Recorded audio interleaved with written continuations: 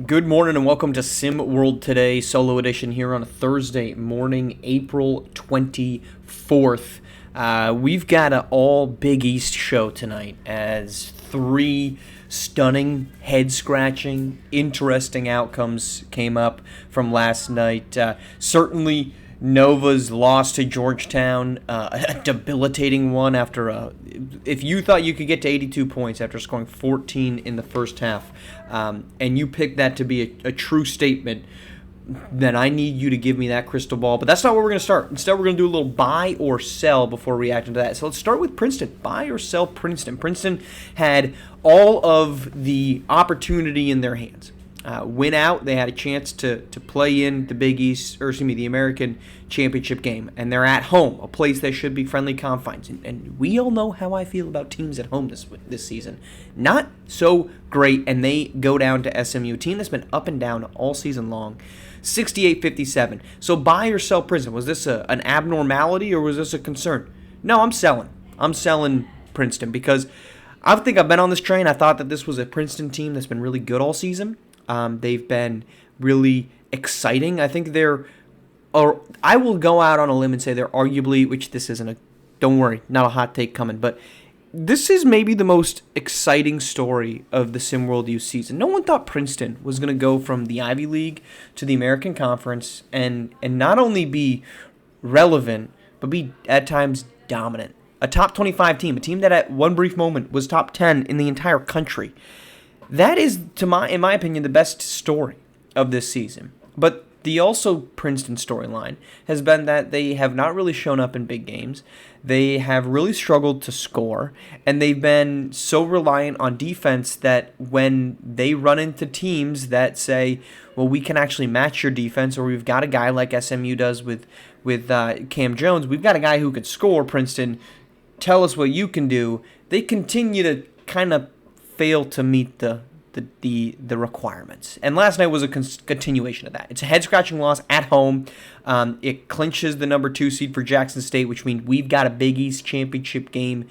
An American championship game set with Jackson State and Memphis. So I lied in the intro. This is not an all Big East because, of course, they're in the American. But anyway, I digress. Which I'm really excited for. It made the afternoon, the Houston-Jackson State game, a moot point because Princeton, done. So I'm selling Princeton because I've been selling them all season. I love the story. I thought they were a top 10 team.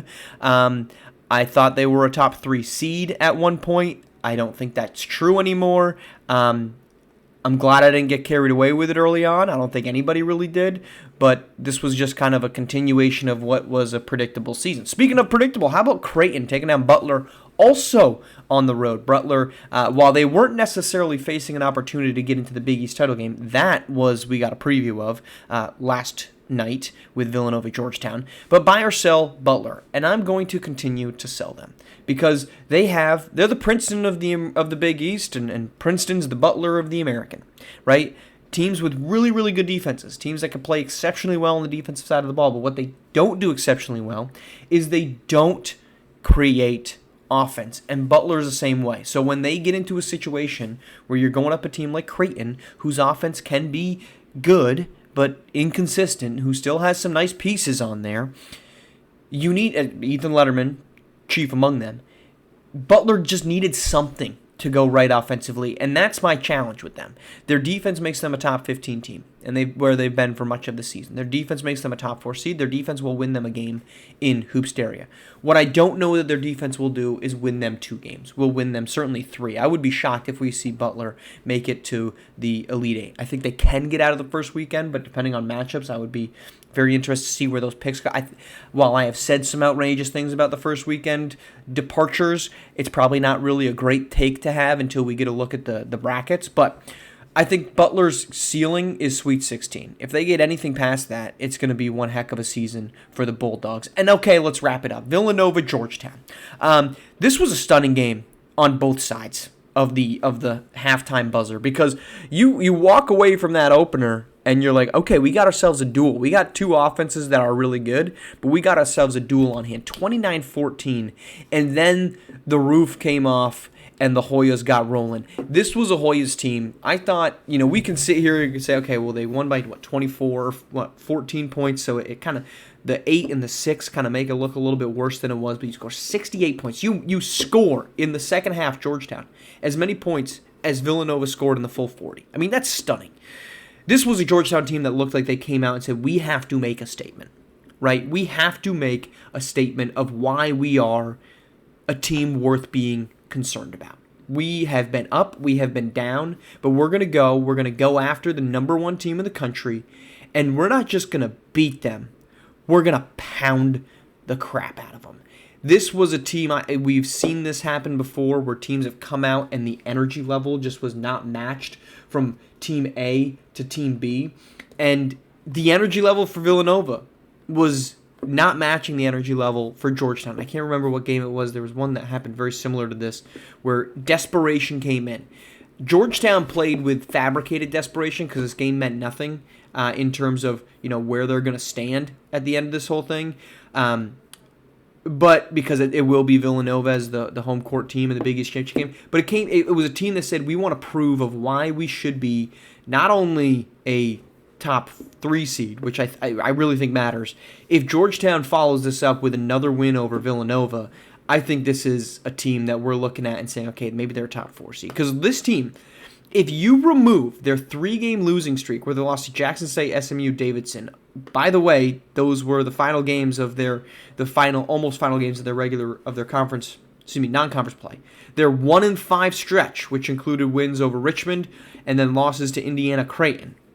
And this 8 games, because you expected they go 1-1 in their next 2, St. John's and Marquette. This team's been freaking awesome, man. 2 losses all season outside of this 2-8 10-game stretch that goes from February 1st dating back to January 7th. Outside of that 1 month, Georgetown has been outstanding. 5 straight wins, now 6 straight wins with this win over Villanova. It looks like they're finding guys, especially Jay Laster, who had a fantastic game this week, a fantastic game the week before. They're starting to find the boxes, in my opinion. They're starting to check the boxes that you really need to check in order to be a contender. You need to have a good defense, Georgetown. Georgetown can do that. You need to have a guy that can score. Jay Laster can do that. And last night against Villanova, they put together the biggest statement. If you're going to pick Villanova, which I'm not here to tell you they shouldn't.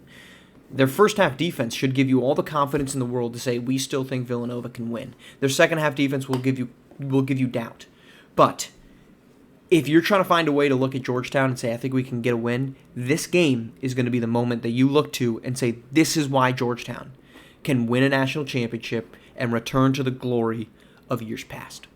That's our show. We're coming back tomorrow morning. We got a special guest. I'm not going to tell you who it is, but we got a special guest coming in Friday morning on SimWorld today. But appreciate you tuning in all week. We're back first thing tomorrow morning on SimWorld TV, the only place you can see the game, be the game.